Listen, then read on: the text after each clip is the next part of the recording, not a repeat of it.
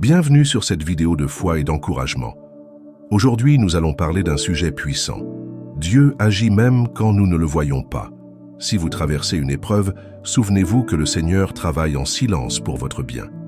Parfois, nous prions et avons l'impression que rien ne change. Pourtant, Dieu œuvre dans l'ombre. Il ouvre des portes, façonne notre caractère et prépare le chemin. La Bible nous rappelle, nous marchons par la foi et non par la vue. 2 Corinthiens 5, 7.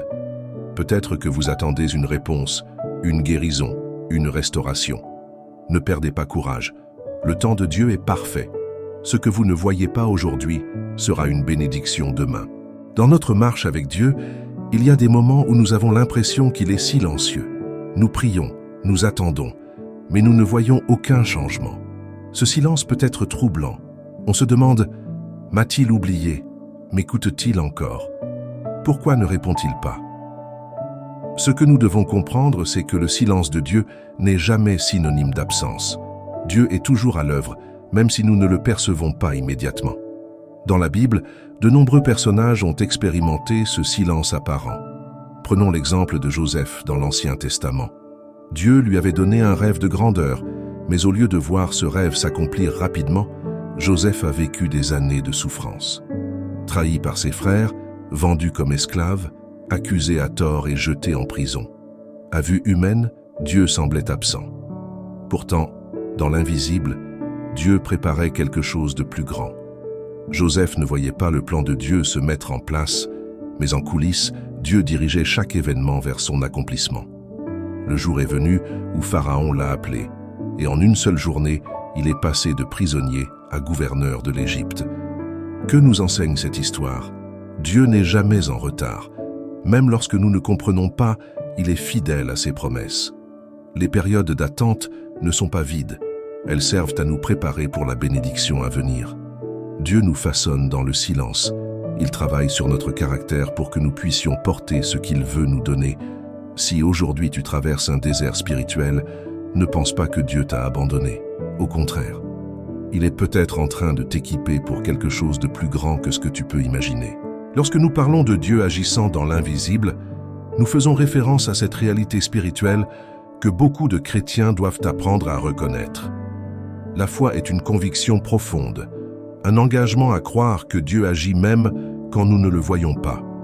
Dans Hébreux 11:1, il est écrit « La foi est une ferme assurance des choses qu'on espère, une démonstration de celles qu'on ne voit pas. » 1. L'importance de la foi dans notre relation avec Dieu. La foi n'est pas simplement un sentiment ou une pensée positive. C'est un acte de confiance en Dieu, basé sur sa nature et ses promesses. Dieu veut que nous ayons la foi, non seulement dans les moments de bénédiction, mais aussi dans les périodes de silence et d'incertitude. Regardons l'histoire de Noé. Lorsque Dieu lui a demandé de construire une arche en prévision d'un déluge qu'il n'avait jamais vu, Noé a dû faire preuve d'une foi immense. Il a été moqué et ridiculisé, mais il a persévéré dans l'obéissance. Son action était une démonstration de sa foi en l'invisible. C'est un puissant exemple de ce que signifie croire et agir selon la promesse de Dieu, même lorsque tout semble contraire. 2. La patience comme fruit de la foi. La foi ne se développe pas du jour au lendemain. Elle nécessite du temps et de la patience. Jacques 1, 2, 4 nous dit « Considérez comme un sujet de joie complète, mes frères, quand vous vous trouvez en diverses épreuves, sachant que l'épreuve de votre foi produit la patience. » Lorsque nous faisons face à des défis, ces moments d'épreuve sont souvent les plus formateurs. Dieu utilise ces temps de test pour renforcer notre caractère et affiner notre foi. La patience est un fruit du Saint-Esprit et elle se cultive dans les périodes d'attente. En apprenant à être patient, nous grandissons dans notre relation avec Dieu et notre capacité à lui faire confiance. 3. Voir avec les yeux de la foi. La foi nous permet de voir au-delà des circonstances. Dans 2 Rois 6, Élisée et son serviteur se trouvent entourés par une armée ennemie. Le serviteur est terrifié et dit à Élisée « Mon maître, que ferons-nous » Élisée lui répond « Ne crains pas, car ceux qui sont avec nous sont plus nombreux que ceux qui sont avec eux. » Élisée pria alors pour que Dieu ouvre les yeux de son serviteur. Quand Dieu le fit, il vit des chars de feu remplis d'anges entourant Élisée. Cela nous montre que, Même lorsque nous sommes confrontés à des défis écrasants, Dieu a déjà placé des ressources spirituelles à notre disposition. Nous devons apprendre à voir par la foi. Cela signifie se rappeler que, même dans les luttes, Dieu est présent et actif. Notre perspective change lorsque nous choisissons de croire que Dieu est avec nous, que ses promesses sont vraies et qu'il est capable de faire l'impossible. 4. Les exemples bibliques de foi dans l'invisible. De nombreux personnages de la Bible ont illustré ce principe. Prenons Abraham qui a quitté sa terre natale pour un pays qu'il ne connaissait pas, simplement en se fiant à la promesse de Dieu. Il a été appelé le père de la foi car il a cru sans voir. Sa foi l'a poussé à agir et il est devenu le modèle pour tous ceux qui cherchent à vivre une vie de confiance en Dieu. L'histoire de Moses est également révélatrice. Malgré son hésitation initiale, il a accepté la mission de libérer le peuple d'Israël de l'esclavage. Sa foi lui a permis de voir le potentiel de Dieu pour délivrer son peuple, même face à un puissant pharaon. Chaque pas qu'il a fait en foi a ouvert la voie à un miracle incroyable. Ces récits nous rappellent que notre foi peut entraîner des changements significatifs dans notre vie et dans celle des autres. La foi en Dieu dans l'invisible devient une lumière qui éclaire notre chemin, même quand tout semble sombre. Si Dieu agit dans l'invisible, pourquoi permet-il parfois que nous passions par des saisons difficiles? Pourquoi l'attente est-elle parfois si longue et l'épreuve si intense? La réponse est simple. Dieu utilise ces périodes pour nous transformer. Dans Romains 5, 3, 4, il est écrit « Bien plus, nous nous glorifions même des afflictions, sachant que l'affliction produit la persévérance la victoire dans l'épreuve, et cette victoire, l'espérance. » Cette vérité biblique nous enseigne que nos défis ne sont pas là pour nous briser, mais pour nous façonner selon le plan de Dieu. 1. L'épreuve révèle ce qui est en nous. Quand tout va bien, il est facile de louer Dieu et de déclarer notre foi. Mais lorsque nous sommes confrontés à des moments de silence, de souffrance ou d'incertitude, ce qui est réellement en nous ressort. Prenons l'exemple du peuple d'Israël dans le désert.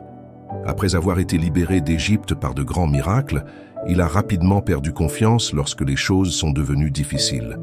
Au lieu de s'appuyer sur les promesses de Dieu, il s'est plaint et a douté.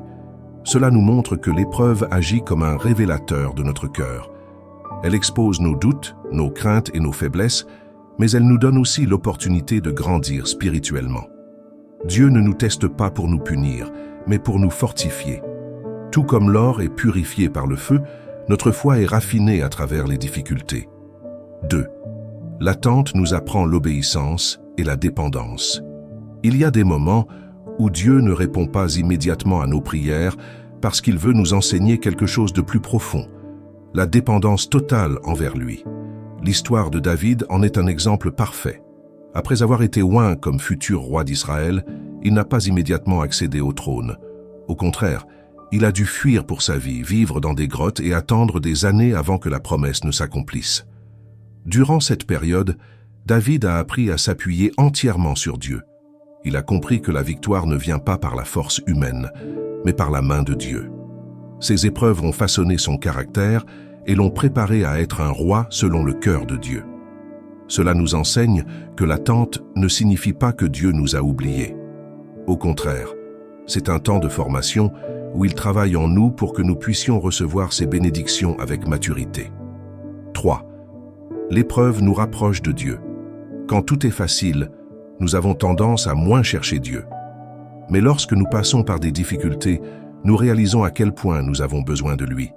Dans Psaume 34, 19, il est dit « L'Éternel est près de ceux qui ont le cœur brisé, et il sauve ceux qui ont l'esprit dans l'abattement. » Dieu permet parfois que nous traversions des moments difficiles pour que nous apprenions à nous approcher de lui avec sincérité et humilité. Nos prières deviennent plus profondes, notre foi plus authentique et notre relation avec Dieu plus intime. 4. L'attente nous apprend la gratitude. Lorsque nous recevons quelque chose trop rapidement, nous avons tendance à ne pas l'apprécier à sa juste valeur. Mais lorsque nous avons dû attendre et persévérer, nous comprenons la valeur du don de Dieu. Regarde une personne qui a dû lutter pour obtenir un emploi après des années de chômage. Lorsqu'elle finit par décrocher un poste, elle le considère comme une bénédiction et travaille avec reconnaissance.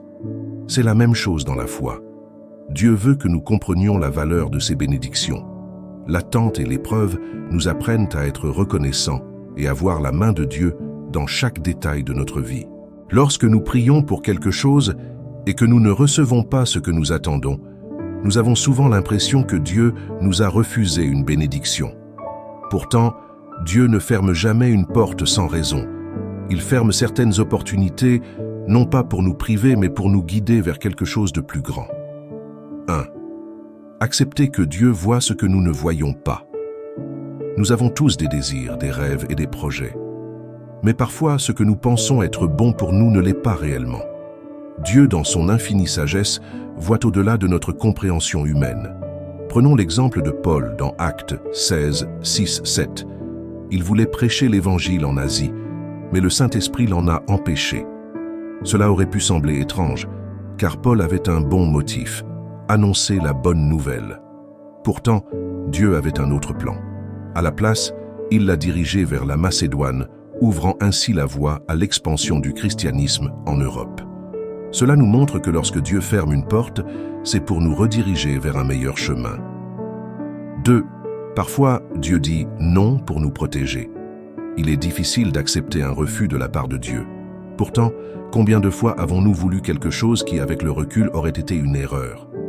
Dans Ésaïe 55, 8, 9, Dieu nous rappelle « Car mes pensées ne sont pas vos pensées, et vos voix ne sont pas mes voix, dit l'Éternel. » Il arrive que nous demandions un travail, une relation, un projet, et que Dieu nous dise non. Mais si nous pouvions voir l'avenir, nous comprendrions que ce « non » était en réalité une protection. Prenons l'exemple de Jonas. Dieu lui avait donné une mission à Ninive, mais il a décidé de fuir. Il est monté à bord d'un bateau pour aller à Tarsis, mais une tempête est survenue. Jonas pensait avoir trouvé une échappatoire, mais Dieu a fermé cette porte pour l'amener à accomplir sa volonté. Dieu ferme certaines portes non pas pour nous punir, mais pour nous sauver d'un chemin qui nous éloignerait de notre destinée. 3. Dieu ouvre une meilleure porte au bon moment. Lorsque Dieu ferme une porte, cela ne signifie pas qu'il ne veut pas nous bénir. Au contraire, il prépare souvent une meilleure opportunité. Regardons l'histoire de Job. Après avoir tout perdu, sa richesse, sa famille, sa santé, il aurait pu penser que tout était fini. Mais Job est resté fidèle, et Dieu lui a finalement rendu au double tout ce qu'il avait perdu. Job 42, 10. Cela nous enseigne que lorsque nous restons fermes dans notre foi, Dieu nous restaure au-delà de ce que nous pouvons imaginer. 4. Notre rôle est de faire confiance et d'avancer. Lorsqu'une porte se ferme dans notre vie, nous avons deux choix. 1. Rester bloqué dans l'incompréhension et le regret. 2. Faire confiance à Dieu et avancer avec foi. Dans Philippiens 3, 13, 14, Paul nous encourage « Oubliant ce qui est en arrière et me portant vers ce qui est en avant, je cours vers le but. » Ne reste pas attaché à ce que Dieu a fermé. Laisse-le te conduire vers ce qu'il a préparé pour toi. Lorsque nous traversons des périodes d'attente, d'épreuves et d'incertitude, nous devons nous rappeler une vérité essentielle. Dieu récompense toujours la persévérance et la foi sincère. Chaque épreuve a une fin et chaque attente a une récompense. 1. Dieu honore ceux qui lui font confiance. L'une des plus grandes promesses de la Bible se trouve dans Hébreux 11, 6. Or, sans la foi, il est impossible de lui être agréable, car il faut que celui qui s'approche de Dieu croit qu'il existe et qu'il est le rémunérateur de ceux qui le cherchent. Ce verset nous rappelle que Dieu ne laisse jamais ceux qui comptent sur lui sans réponse. Même si nous ne voyons pas encore la bénédiction, elle est en chemin. Prenons l'exemple de Joseph. Vendu par ses frères, jeté en prison pour un crime qu'il n'avait pas commis, il aurait pu perdre espoir. Mais il a gardé confiance en Dieu, et après des années d'épreuves, il est devenu gouverneur d'Égypte, sauvant des nations entières de la famine. Ce que nous apprenons ici, c'est que les plus grandes bénédictions viennent après les plus grandes épreuves. 2. La patience dans la foi produit un témoignage puissant. Quand Dieu répond après une longue attente, notre témoignage devient une source d'encouragement pour les autres. Regarde Anne, la mère de Samuel. Elle a prié des années pour avoir un enfant. Elle a pleuré, supplié, Et pourtant, Dieu semblait silencieux. Mais au bon moment, il lui a donné un fils, Samuel, qui est devenu l'un des plus grands prophètes d'Israël. Si Anne avait abandonné sa foi, elle aurait manqué la bénédiction. Mais elle a persévéré, et son histoire inspire encore des générations de croyants aujourd'hui. De la même manière, lorsque nous restons fidèles à Dieu malgré les épreuves, notre témoignage devient une lumière pour ceux qui traversent les mêmes luttes. 3. La victoire spirituelle après l'épreuve. Chaque tempête finit par passer, et lorsque nous restons fermes dans notre foi, nous ressortons plus forts, plus sages et plus proches de Dieu. Dans Jacques 1,12, il est écrit « Heureux l'homme qui supporte patiemment la tentation, car après avoir été éprouvé, il recevra la couronne de vie que le Seigneur a promise à ceux qui l'aiment. » La Bible nous enseigne que nos souffrances sur cette terre ne sont pas vaines. Elles ont un but, et elles nous préparent pour une gloire éternelle. Regarde l'histoire de Pierre. Il a renié Jésus 3 fois dans la peur, mais après avoir été restauré par le Seigneur, il est devenu un puissant témoin de l'Évangile. Il a compris que les échecs et les épreuves ne sont pas la fin, mais une étape vers une transformation plus profonde. 4. La paix et la joie en Dieu, malgré les circonstances. Le plus beau cadeau que Dieu nous donne lorsque nous apprenons à lui faire confiance, c'est sa paix. Dans Jean 14, 27, Jésus dit « Je vous laisse la paix, je vous donne ma paix. Je ne vous donne pas comme le monde donne. Que votre cœur ne se trouble point et ne s'alarme point. » Lorsque nous comprenons que Dieu contrôle notre vie, nous n'avons plus besoin de nous inquiéter du futur.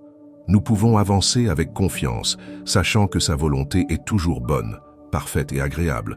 Romains 12, 2. Conclusion. Dieu est fidèle et accomplit toujours ses promesses. Nous avons vu que 1. Le silence de Dieu n'est jamais vide de sens. 2. La foi dans l'invisible est la clé pour avancer. 3. L'épreuve et l'attente nous transforment et nous préparent à recevoir la bénédiction. 4. Dieu ferme certaines portes pour nous guider vers un chemin meilleur. 5. La persévérance dans la foi conduit à une récompense divine. Si aujourd'hui tu traverses une période difficile, souviens-toi de ceci. Dieu n'a pas oublié tes prières. Il travaille en coulisses, préparant quelque chose de bien plus grand que ce que tu imagines. Alors reste fidèle, continue à prier et attends avec confiance. Car au moment parfait, Dieu accomplira sa promesse dans ta vie. Seigneur, je te remets mes inquiétudes. Aide-moi à te faire confiance, même quand je ne vois pas ton œuvre. Remplis mon cœur de paix et de patience. Je sais que tu agis pour mon bien. Amen. Si ce message vous a encouragé, abonnez-vous et partagez cette vidéo pour bénir d'autres personnes. Que Dieu vous garde et vous fortifie.